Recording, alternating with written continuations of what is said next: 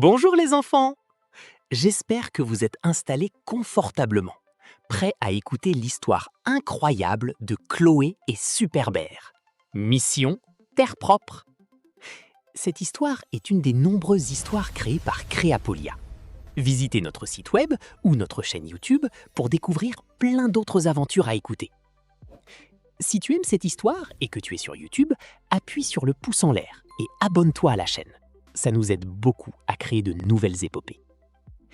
Ceci étant dit, bonne écoute et faites de beaux rêves pour ceux qui sont déjà au lit.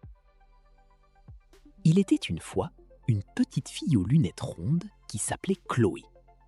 Elle adorait les chiffres, plus que tout au monde.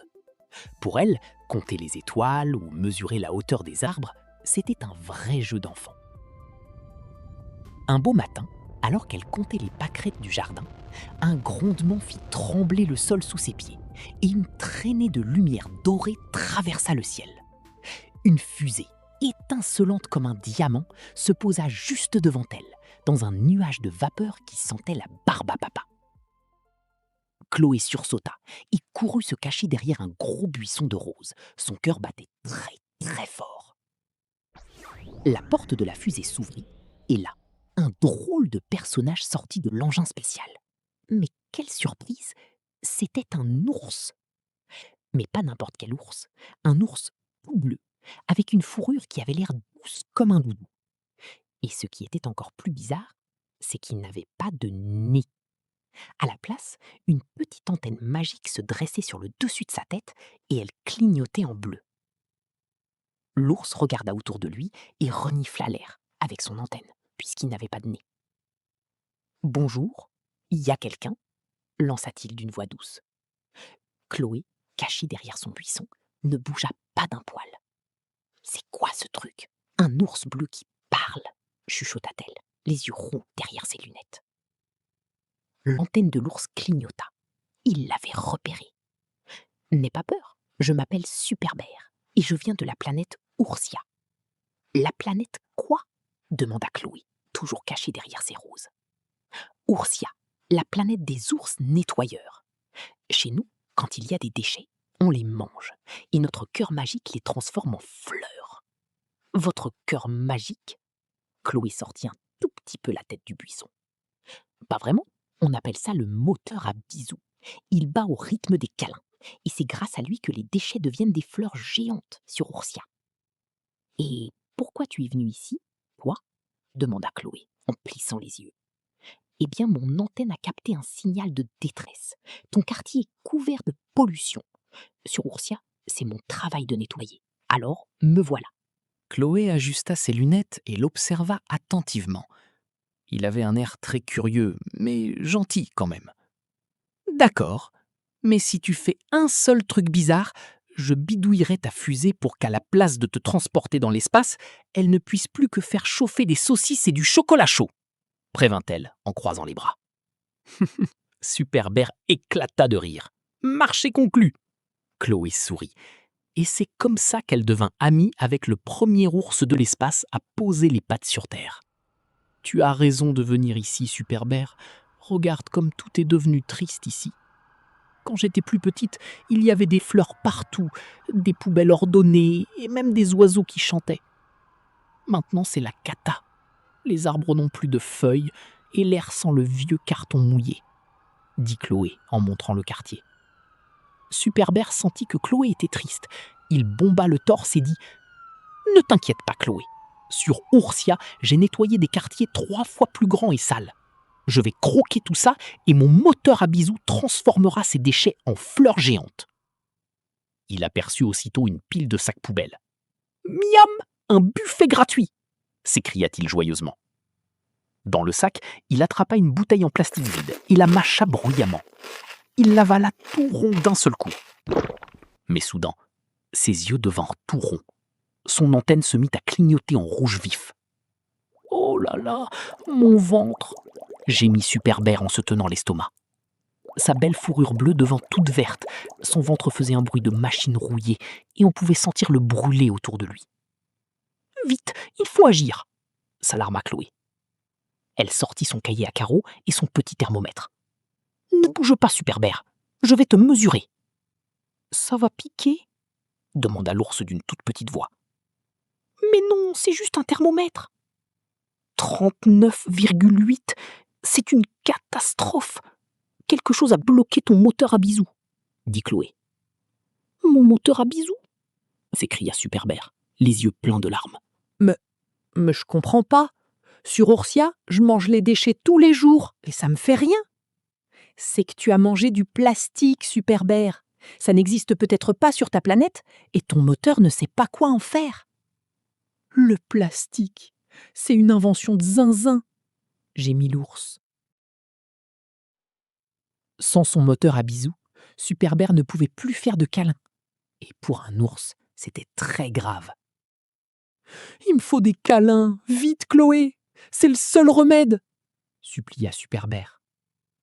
Chloé le serra très fort dans ses bras. La fourrure était si douce qu'on aurait dit un coussin de nuages. Petit à petit, l'antenne de Super Bear passait du rouge au bleu et sa fourrure redevenait bleue elle aussi. Ouf, merci Chloé, tu m'as sauvée, soupira Super Bear. Burk, plus jamais de plastique, grogna-t-il en faisant une grimace. Ça, j'avais deviné, rigola Chloé. Chloé prit son grand cahier et ses crayons pour réfléchir. J'ai fait un calcul, Super Bear. Si personne ne fait rien, dans 15 ans, on marchera sur des bouteilles au lieu de marcher sur l'herbe. Il nous faut une machine qui traite le plastique sans tomber malade. Et elle en ferait quoi, du plastique? Demanda Super Bear. Elle le transformerait en fruits frais, s'écria Chloé, les yeux brillants. Oh, des fruits? Oh, ça c'est le buffet dont je rêve depuis si longtemps. C'est ainsi que les deux amis décidèrent de collaborer pour construire cette machine révolutionnaire. Ils commencèrent par récupérer un vieux batteur à eux, des roues de trottinette et même le tuyau d'arrosage multicolore du voisin. Chloé dirigeait les opérations avec ses calculs. Attention Super Bear, il faut visser le boulon de gauche de 3 tours, exactement. 3 tours à gauche ou 3 tours à droite? Demanda l'ours en louchant sur le boulon. À gauche, mon ami. Sinon, plutôt que de faire des fruits, la machine fera de la glace au chocolat. L'ours hésita, mais il se dit que des fruits, c'était bien meilleur pour la santé que la glace au chocolat. Et il vissa donc 3 tours à gauche. Super Bear aidait à soulever les pièces lourdes, mais il était encore un peu fatigué. À chaque fois qu'il faisait un effort, un petit bruit s'échappait de ses fesses.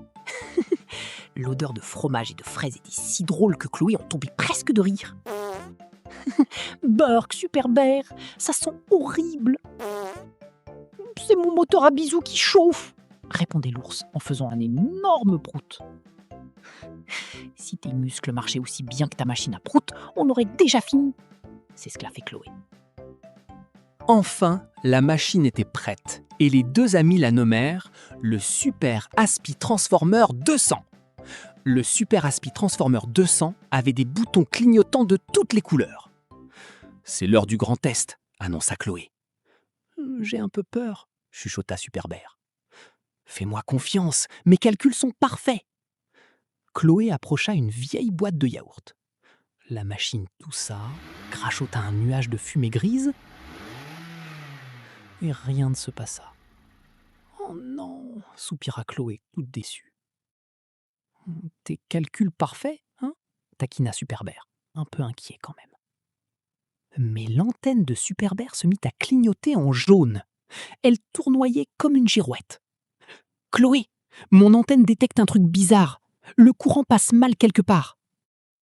Montre-moi où, lança Chloé en ajustant ses lunettes. Super Bear pencha la tête. Son antenne pointait vers le côté droit de la machine. Chloé regardait ses calculs, elle comptait, recomptait. Et soudain, ses yeux s'illuminèrent derrière ses lunettes. J'ai trouvé! J'ai vissé le boulon de gauche, mais j'ai oublié celui de droite. Il faut 3 tours des deux côtés. Laisse-moi faire, lança Super Bear en revissant les boulons à toute vitesse. Voilà, chef, c'est serré. Chloé appuya sur le gros bouton rouge. La machine fit un bruit de tonnerre. Le sol trembla. Une étincelle bleue jaillit et Tadam! À la place de la boîte de yaourt, la machine cracha une mangue toute fraîche qui sentait le soleil. « Ça marche !» hurlèrent Chloé et Super Bear en même temps. « On l'a fait, sautillait Super Bear en battant des pattes. Ils firent le tour de toutes les rues pour tout ramasser. En quelques heures, des tonnes de déchets disparurent du quartier.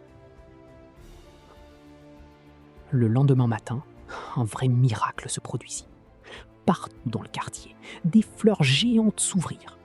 Elles étaient rouges, violettes, bleues, et elles brillaient même la nuit comme des petites lanternes. Les oiseaux revinrent chanter. Les papillons faisaient la course entre les pétales. L'air sentait le miel et l'herbe fraîche. « Merci, Super Bear !» crièrent les voisins tout joyeux. « Regarde, Super Bear, c'est magnifique !» s'émerveilla Chloé. « On fait une sacrée équipe, toi et moi !» répondit Super Bear en bombant le torse. L'antenne de Super Bear clignotait doucement en bleu. Il regardait sa fusée avec un petit air triste. « Je dois repartir sur Oursia et aider d'autres planètes, » dit-il d'une voix douce. « Déjà, tu vas me manquer, Super Bear, » murmura Chloé. « Toi aussi, Chloé. Tu es la meilleure amie dont un ours de l'espace puisse rêver. » Chloé le serra très fort dans ses bras. La fourrure était si douce contre sa joue. Une petite larme glissa derrière ses lunettes. La fusée décolla dans un magnifique tourbillon de lumière. Super Bear fit un dernier signe de la patte par le hublot. Depuis ce jour, on n'entendait plus le bruit triste des poubelles. On entendait seulement le rire des enfants, le chant des oiseaux, et, de temps en temps, le petit prout lointain d'un ours bleu très fier, quelque part dans les étoiles. Voilà les enfants, l'histoire de Chloé et Super Bear est terminée. J'espère qu'elle vous a plu. Cette histoire a été créée par un papa pour ses enfants qui, comme toi, adorent les aventures. Rejoins-nous sur Créapolia, le site web ou la chaîne YouTube, pour continuer à faire travailler ton imaginaire. À bientôt!